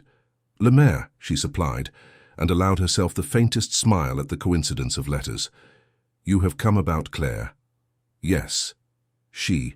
I used to help here, Madame Le Maire said, not apologizing and not boasting. On days when I was foolish enough to think committees make the world cleaner. She ironed linen that did not need ironing. She believed in order as one believes in a season. When that was no longer convenient for her, she stopped. I did not. At dismisser, we unfastened the arrangement. You saw her on Friday, Maigret said. Madame inclined her head as if acknowledging the competence of a student. I sent word for her to come. She had been, how shall we say, overlapping with a life that was not available to her. It is not always wicked to tell people the truth about the prices of certain things. You gave her your address to give? To a gentleman, Maigret said. He took from his wallet the scrap of paper and put it on the table without pushing it toward her. He did not need to see her read it. He watched the hand nearest to it not move. She asked me to speak to him, Madame said. She thought a woman who is older and who understands how rooms talk to each other could tell him what she could not tell without cruelty. She used that word. Not unkind, she said. I told her to send him to me if he had the courage to be decent. He did not come. No. She allowed herself a sigh that did not disarrange anything. Men who count other people's money count their own courage too, and find exact change is not sufficient. You told her no more, Maigret said. I told her that the kindest thing is sometimes a door that closes without slamming. She looked at him as if testing the strength of a plank. You think this is all very hard. It is not hard. It is sound. Claire was proud. She understood what the world can pay for and what it cannot. You knew about the sleeping drops. I knew she could not sleep when there was too much silence, Madame said. I told her to drink warm milk and to stop reading sad novels. She laughed at me and said, milk makes one feel like a child, and sad novels tell the truth more politely than life. I did not give her any mixtures. I am not a pharmacist. You know Dr. Poirot, he said mildly. Everyone in Neuilly knows Dr. Poirot, Madame replied, with a dryness that almost became amusement. He is convenient. He writes on good paper. When I heard Saturday from the concierge, I telephoned to ask if there would be any need for me to see to things. He assured me there would not. He has a way of assuring one. You sent your maid to the house, Maigret said without turning his head. He had not looked at the maid since he entered, but he could feel the tightness of a body that has been told to be invisible and has obeyed too well. For some linen, Madame said after the smallest pause. We had a sheet of hers.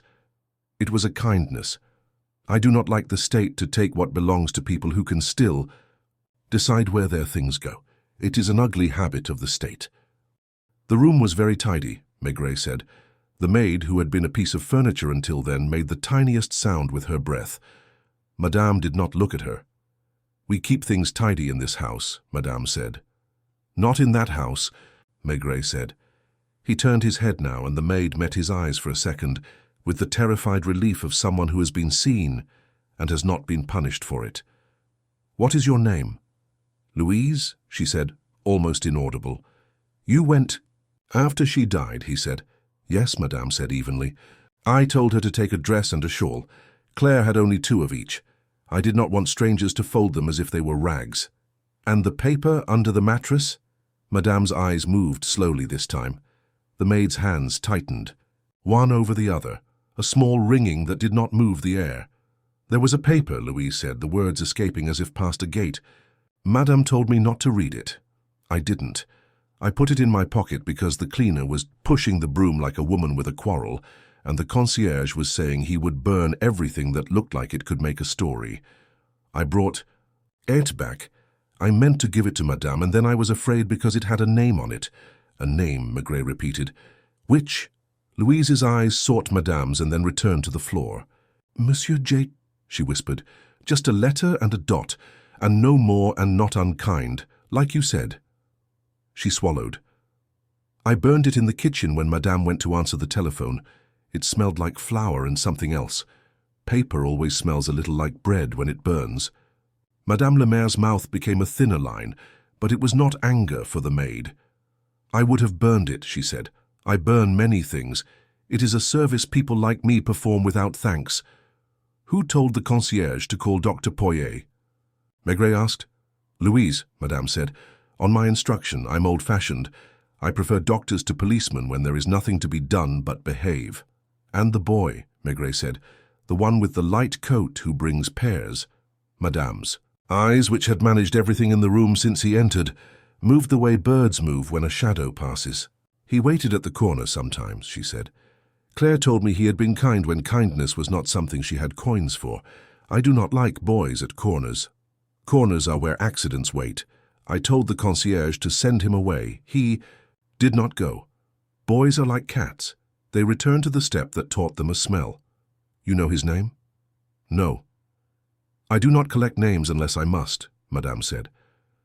We have had our names too long in this house. They wear.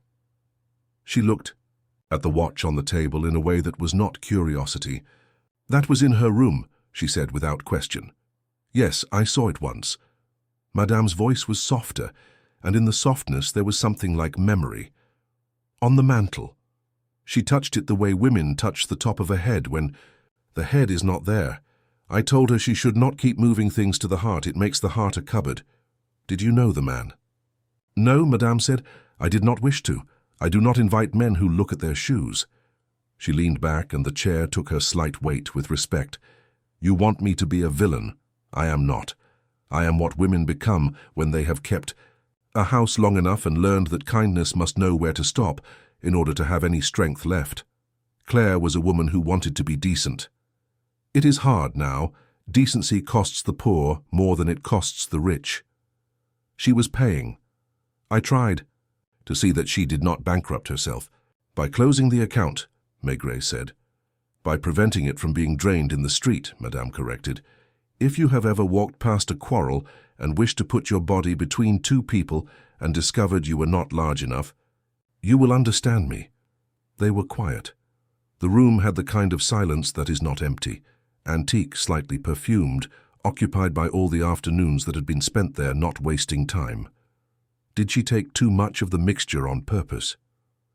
Maigret asked, and his voice, though neutral, had the weight he reserved for words he wished to be true or false, not both.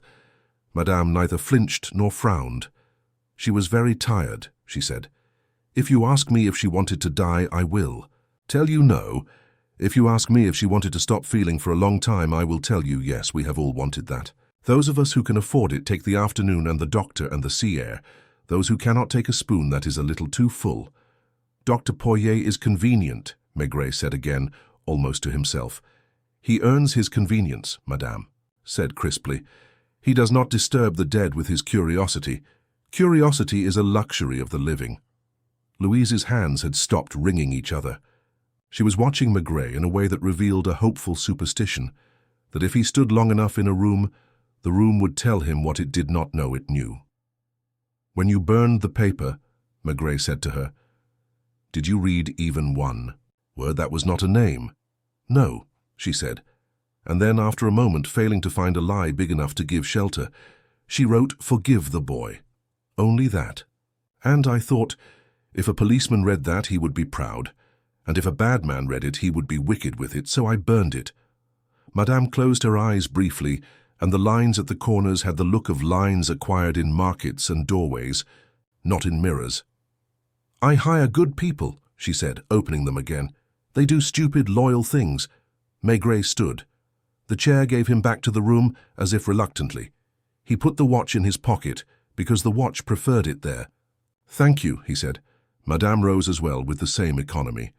You will not make an arrest, she said, not as a request. No. You will talk to the doctor again, she said, half statement, half prediction. Yes. At what hour do men like him prefer to be honest? At the hour when their lunch is finished and their coffee has cooled, Maigret said. When? They have no one in the waiting room, not even themselves. She smiled, thin as the thread Louise had been using somewhere in the apartment. You see, we are alike in small ways, Chief Inspector. We both prefer to arrive when the day is too tired to defend itself. He went out past the white flowers that had not arranged themselves, and the maid walked him to the door as if the corridor might mislay him. On the landing he paused long enough to hear the soft clicks of a house resuming its rhythm after an interruption. In the street, the day had chosen to be grey in a steadier way. He did not hurry. At the corner, he stopped for a moment under a plane, tree whose bark came off like an old decal.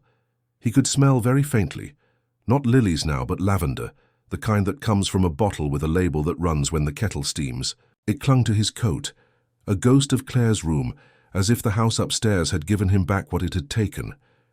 Back at the quay, the corridors had become their own weather again. Maigret stood by his window with his thumbs hooked in his waistcoat, and watched the river go on with its work.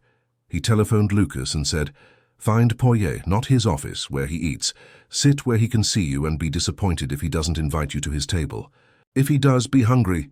"And the boy?" Lucas asked. "He will come in the morning," Maigret said. "He will tell his truth, and it will sound small, but it will be the right size." He hung up and sat, and for a long minute he did nothing. Then he took the watch out and opened it. The little photograph did not change.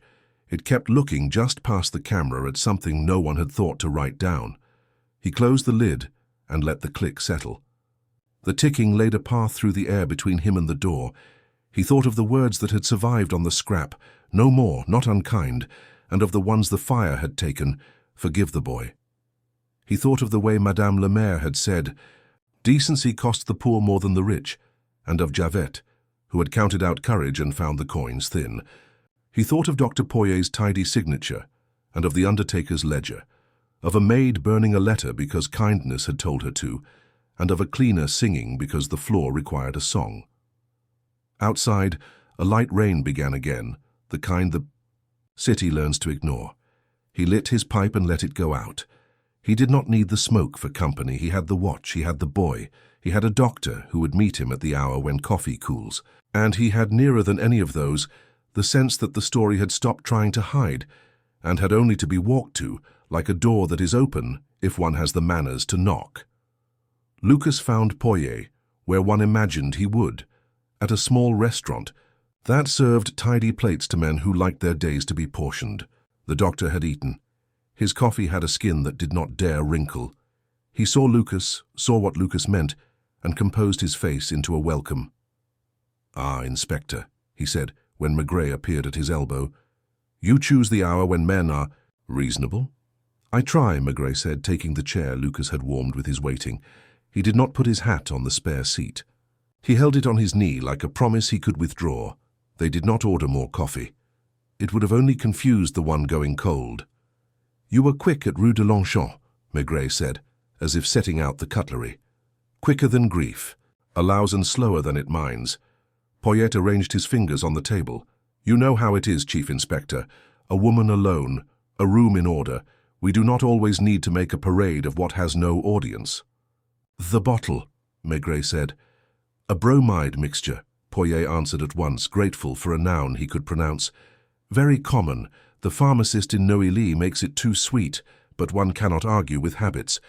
You signed cardiac arrest." "The heart had stopped," Poyet said, and almost smiled. It sounded kinder than calling the state to lay its hands where no one had asked it to. "You were telephoned," Maigret went on. "Not by the concierge, by a house above his. Pay." Poyet's eyes travelled past Maigret's shoulder and returned. "Madame Le Maire wished to ensure that things were handled. She has an old-fashioned respect for endings that do not invite the crowd. And you saw enough to know. What you preferred not to see." "I saw a woman very tired," Poyet said, the lightness leaving his voice. "A bottle half empty, no bruises, no struggle. The window a little open, as if the room had wanted a breath beyond its own. I have written my name beside worse falsehoods than cardiac arrest and been thanked for it." "The mixture had been made stronger," Maigret said, "at the request of a man who buys exact change." Poyet's mouth tightened. "And if I had refused, she would have gone to another. Counter with a less careful hand. There are degrees of sinfulness. I chose the one that could be counted." "You chose convenience," Maigret said. He did not raise his voice. He let the words sit like a stone in a pocket. "It weighs more than you think." Poyet's fingers folded and unfolded a napkin until it forgot its creases. "Do you want me to change the certificate? Will that resurrect anyone?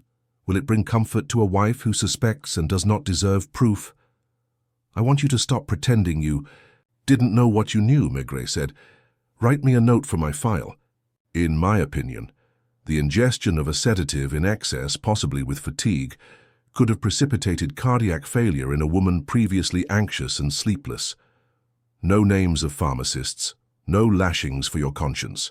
Something that tells, The truth without dragging it to market. Poirot looked at him for a long second, then nodded once. I will send it by hand this afternoon. Send it yourself, Maigret said, standing. If you give it to a boy, he will smoke on the way and forget which door is ours. In the corridor at the quay, the air had become the building's own weather again. Émile sat on a chair outside Janvier's small room with his hat in both, hands as if two hands were needed to keep it from flying away. He had slept. It made him look younger and not wiser. He stood when he saw Maigret and did not know what to do with his shoulders. You'll go in there, Maigret said, nodding toward the open door, and say what you said to me. The clerk will put full stops where you didn't. Don't let the dots frighten you. They are for people who don't know how to listen. The boy looked at the floor. Will you tell the man with the hat I didn't take anything that wasn't... He stopped, unable to find a word that wouldn't shame him. I'll tell him, Maigret said. He knows already. It's himself he's trying to persuade. They wrote it down. The clerk's pen scratched with that vigor clerks reserve, for moments when their lines are permitted to matter. Maigret listened to the scratch, to the watch ticking in his pocket, to the building settling into the part of the afternoon when the phones ring less and the radiators speak more.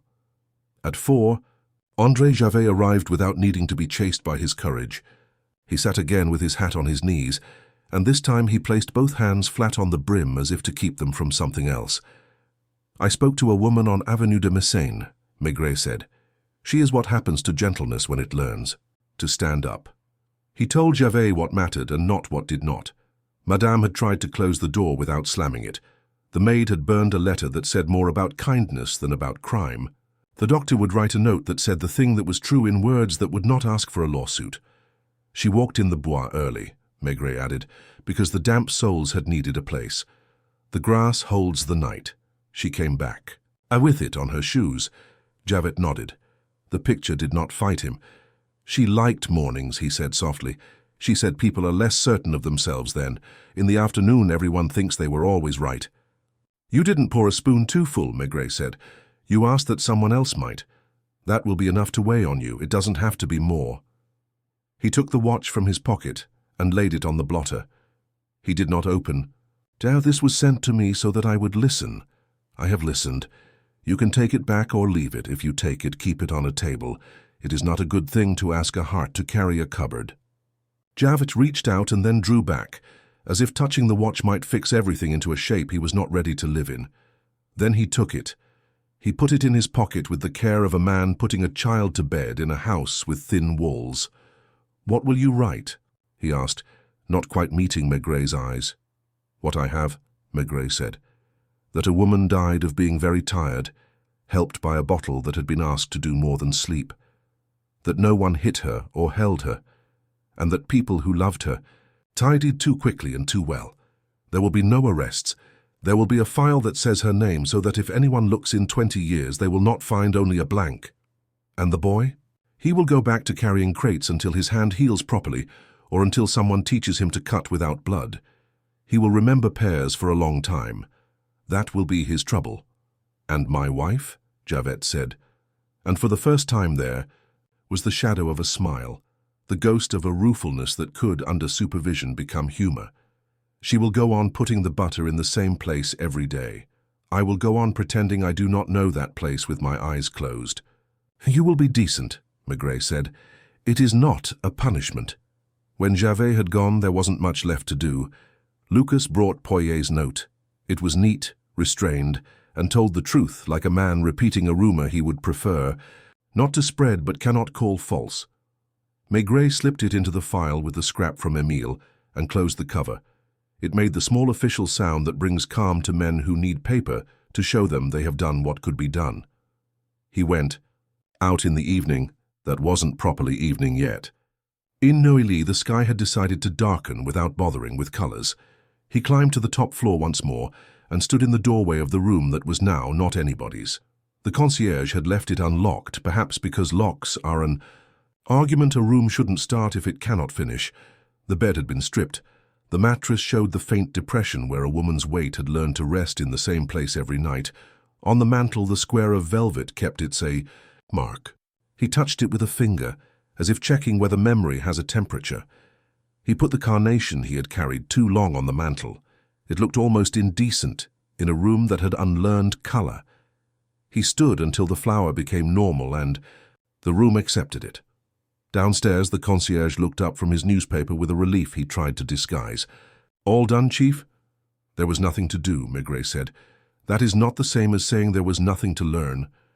He walked back along the narrow streets until the city opened a bit and let the damp river show itself again. So home, Madame Maigret had set the table for two and lit the lamp low. She looked at him with the kind of question that is not a question at all. She was very tired, he said. People helped her in the ways they know. Some ways are not the best ones. No one meant harm. Madame nodded, her hands already knowing where the plates belonged. "Not meaning harm," she said, "is a large umbrella. It keeps off rain and lets in weather."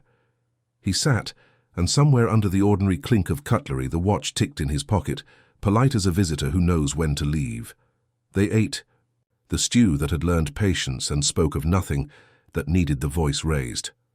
After, he took his glass to the window and watched the rain find the pavement again, not with drama, just with the persistence that removes chalk from stone. Later, he smoked his pipe without lighting it properly, and even that felt right. He thought of Émile, who would sleep badly with warmth for once, of Poirot, who would fold his napkin and go on being useful, of Madame Le Maire, whose house kept its lessons in drawers, of Louise, who had burned a letter and kept a kindness warm, with her guilt, of André Gervais walking home with a watch that would, if kept on a table, tick no less faithfully. He did not write much more. The commissaire would grumble that there was no case. Maigret would agree with him. There are days when the truth prefers not to be charged with an offense. Toward midnight, the rain made itself finer, the sort that does not convince the street to shine but insists anyway. He closed the window. The watch on the table ticked in the quiet. He looked once at the photograph behind the lid and saw again the gaze that did not quite reach the lens, that looked at something just to the side, at a boy with a paper bag of pears, at a man with a careful hat counting his courage, at a woman in black who had made a vocation of closing doors gently. He closed the lid and let the click be the last word. Then he sat in the comfortable armchair, and because there was nothing else to do that would not be false, he listened to the rain.